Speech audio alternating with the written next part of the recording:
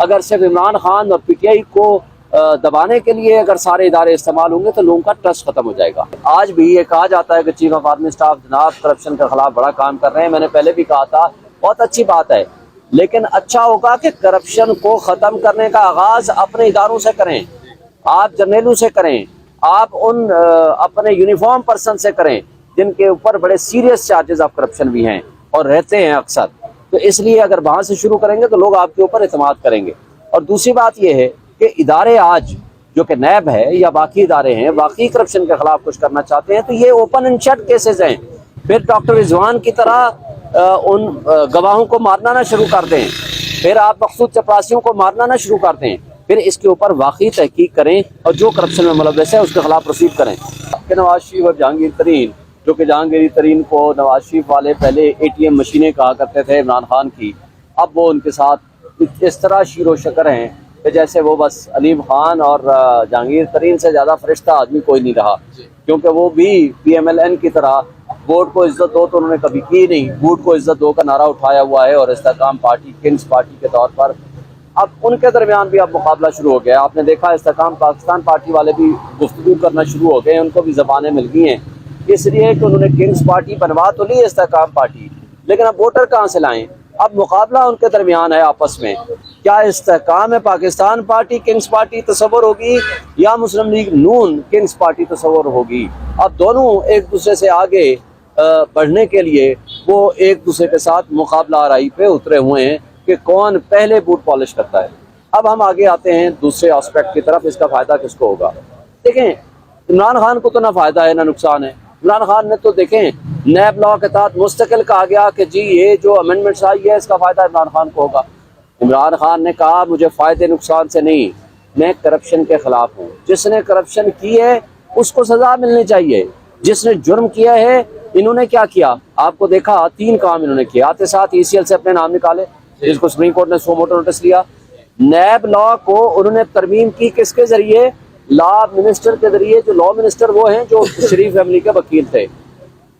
اور پارلیمنٹیرینز نے اپنے کیس رکھے سامنے، ہاں جی کون سی شک ہمارے کیس کے ساتھ ہٹ کر رہی ہے وہ شک تبدیل کر لو، دوسرا کیس رکھا اس میں جو شک آ رہی ہے اس کو تبدیل کر لو، اور وہ سارے 1100 ارب روپے کے جو کرپشن چارجز تھے وہ اپنے آپ کو بری کرا لیا۔ بہرحال سپریم کورٹ نے جاتے جاتے اس میں بڑا اچھا فیصلہ کیا، اس کے اندر وہ جو بینیفٹ ان کو دے دیا ہے ایٹ لیسٹ ایک لحاظ سے کہ جی وہ نیب لا سارے کے سارے ریسٹور ہو جائیں گے۔ اب یہ پراسیکیوشن پہ ڈیپینڈ کرتا ہے کہ واقعی صحیح معنوں میں ادارے اگر سنسیئر ہیں،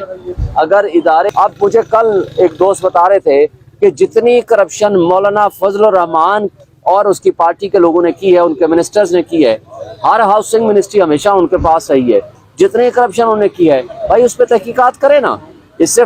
ٹی وی میں بیٹھ کے یا باہر سے باتیں آتی ہیں تو بھائی اس پہ تحقیقات کریں کہ یہ پیسے کہاں سے آتے ہیں ان کے۔ تو نیب اگر خاموش ہوگا، اگر صرف عمران خان اور پی ٹی آئی کو دبانے کے لیے اگر سارے ادارے استعمال ہوں گے تو لوگوں کا ٹرسٹ ختم ہو جائے گا۔ اس کیس کے حوالے سے دیکھیں جو ایک بینیفٹ نواز شریف اور جہانگیر ترین کو مل سکتا تھا وہ تھا اونلی ٹو دی ایکسٹینٹ کہ وہ بیک ڈیٹڈ اپیلیں فائل کر سکتے تھے، لیکن وہ چیز ختم ہو گئی ہے۔ اب اگر جو 184(3) کی پروسیڈنگز ہوں گی اس کے اندر ایک اچھا لا بن گیا ہے، میں سمجھتا ہوں یہ، چونکہ ہماری رائے تو یہ تھی کہ یہ آئین میں تبدیلی کے ذریعے ہوتا، لیکن اب چونکہ سپریم کورٹ نے اس کو ریکٹیفائی کر دیا ہے، میں سمجھتا ہوں کہ اس کا فائدہ ہوگا کہ جس کے خلاف بھی کوئی آرڈر پاس ہو تو اس کے رائٹ آف اپیل ایک مل جائے گا۔ لیکن جو 50 سالہ پرانے مقدمات تھے، 10 سالہ پرانے مقدمات تھے، 20 سالہ پرانے مقدمات تھے جو آلریڈی فائنل کلمینیٹ ہو گئے تھے، ان کو رائٹ آف اپیل دینا یہ بدنیتی بھی تھی، اور سپریم کورٹ کے ایک یونیورسلی ایکسیپٹڈ ایک پرنسپل ہے کلوزڈ اینڈ پاس ٹرانزیکشن، وہ اس کے ہٹ میں آتا تھا، اس لیے وہ رائٹ واپس لے دیا گیا، اس کو الٹرا وائرس ڈکلیئر۔ سر ایک اور چیز بتائیے گا کہ اس وقت جو ہے چیف جسٹس آف پاکستان نے بڑا فیصلہ دے دیا پریکٹس اینڈ پروسیجر بل کے اوپر، یہ بتائیے گا کہ نواز شریف کی واپسی میں اب کس قسم کا ریلیف عدالتیں دے سکتی ہیں یا نہیں دے سکتی؟ دوسرا سوال یہ ہے کہ الیکشن کی بہت ساری جو اپلیکیشنز ہیں پی ٹی آئی کی بھی وہ الیکشن نہ کروانے کی پینڈنگ ہے سپریم کورٹ کے اندر، تو اس فیصلے کے بعد اب چیف جسٹس کے اوپر کتنی بھاری ذمہ داری عائد ہوتی ہے کہ وہ ان کو بھی جو ہے وہ جلد از جلد سماعت کے لیے مقرر کریں؟ دیکھیں پہلی بات تو یہ ثابت ہے کہ نواز شریف ایک بھگوڑا اور اشتہاری مجرم ہے، مجرم کو کبھی بھی کوئی اور بیل پروٹیکٹیو ایٹسٹرا نہیں مل سکتی۔ انٹرنالس وہ آئیں گے جس سے مس یوز آف بیل کی ہو اس کو ضمانتیں بھی نہیں ملا کرتی. یہ پاکستان میں یا دنیا کی تاریخ میں کوئی ایسی نظیر نہیں ملتی. اس لیے میں نہیں سمجھتا کہ اگر وہ اتریں گے تو جیل جائیں گے سیدھا, ان کے علاوہ کوئی آپشن نہیں ہے. اور جہاں تک آپ نے کہا ہے کہ الیکشن کے حوالے سے اب 2 کیس بڑے اہم ہیں. سویلین کا ملٹری ٹرائل وہ فوری طور پر کیس لگنا چاہیے. بالکل آج ہم اپلیکیشن بھی دے رہے ہیں میرا خیال ہے, اور ہم اس کے اوپر بھی اسٹریس کریں گے کہ اس کو فوری طور پر لگایا جائے. اور دوسرا جو کیس ہے وہ بھی بہت اہم ہے, وہ اس کو تو بلکہ پریورٹائز کرنا پڑے گا کیونکہ 90 ڈیز کا الیکشن کا کیس ہے. 90 دن آئین کہتا ہے آرٹیکل 224 میں کہ 90 دن سے اوپر اوور اینڈ ابو الیکشن نہیں جا سکتا. 2 صوبوں میں پہلے ہی غیر آئینی حکومتیں بیٹھی ہوئی ہیں. تو میرا خیال ہے کہ یہ 2 اہم کیس ہیں اور سپریم کورٹ کے اوپر بھاری ذمہ داری عائد ہوتی ہے. اس کو فوری طور پر سنیں اور اس کو اگلے ہفتے میں منڈے میں لگائیں اور اس کو ڈے ٹو ڈے ہیئرنگ کریں. سر پی ٹی آئی کی لیگل ٹیم کے اندر اختلافات کی خبریں بھی آئیں اور بیانات بھی آئے, تو اختلافات ختم ہو گئے ہیں یا ابھی برقرار ہے؟ نہیں, کسی قسم کے اختلافات نہیں ہیں. اور لیگل ٹیم کے سربراہ حامد خان صاحب وہ جس کو انگیج کرتے ہیں, جس کو وہ آتھورائز کرتے ہیں, وہ کیس کرتا ہے, اور اس طرح کی کوئی باتیں ایسی نہیں ہیں. سر نیب قوانین کو مسترد کیا گیا تھا چیف جسٹس کی جانب سے, عمر ابنیال کی جانب سے, تو کیا وہ بھی ابھی اس میں کی جا سکے گی؟ ساتھ میں ریویو آرڈر اینڈ ججمنٹ کے حوالے سے بھی ایک کالعدم قرار دیا گیا تھا, وہ بھی دوبارہ سے نہیں, review of judgment and order تو فینالٹی اختیار کر گیا ہے. اس کو خلاف کسی نے نہ ریویو کیا ہے نہ ہی کسی نے اپیل فائل کی ہے, لہٰذا وہ تو ایشو کلوز ڈاؤن ہو گیا, تو وہ لا ختم ہو گیا. اب جہاں تک اس بات کا تعلق ہے نیب لا والا, نیب لا کا بھی ختم ہو گیا, اس لیے کہ اس کے خلاف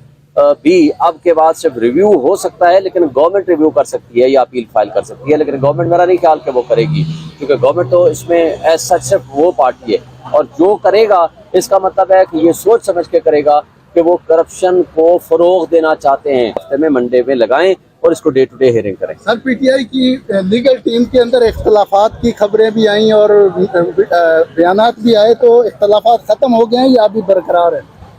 نہیں, کسی قسم کے اختلافات نہیں ہیں. اور لیگل ٹیم کے سربراہ حامد خان صاحب وہ جس کو انگیج کرتے ہیں, جس کو وہ آتھورائز کرتے ہیں, وہ کیس کرتا ہے, اور اس طرح کی کوئی باتیں ایسی نہیں ہیں. سر نیب قوانین کو مسترد کیا گیا تھا چیف جسٹس کی جانب سے, عمر ابنیال کی جانب سے, تو کیا وہ بھی ابھی اس میں کی جا سکے گی؟ ساتھ میں ریویو آرڈر اینڈ ججمنٹ کے حوالے سے بھی ایک کالعدم قرار دیا گیا تھا, وہ بھی دوبارہ سے نہیں, review of judgment and order تو فینالٹی اختیار کر گیا ہے. اس کو خلاف کسی نے نہ ریویو کیا ہے نہ ہی کسی نے اپیل فائل کی ہے, لہٰذا وہ تو ایشو کلوز ڈاؤن ہو گیا, تو وہ لا ختم ہو گیا. اب جہاں تک اس بات کا تعلق ہے نیب لا والا, نیب لا کا بھی ختم ہو گیا, اس لیے کہ اس کے خلاف بھی اب کے بعد صرف ریویو ہو سکتا ہے, لیکن گورنمنٹ ریویو کر سکتی ہے یا اپیل فائل کر سکتی ہے. لیکن گورنمنٹ میرا نہیں خیال کہ وہ کرے گی, کیونکہ گورنمنٹ تو اس میں ایز سچ صرف وہ پارٹی ہے, اور جو کرے گا اس کا مطلب ہے کہ یہ سوچ سمجھ کے کرے گا کہ وہ کرپشن کو فروغ دینا چاہتے ہیں.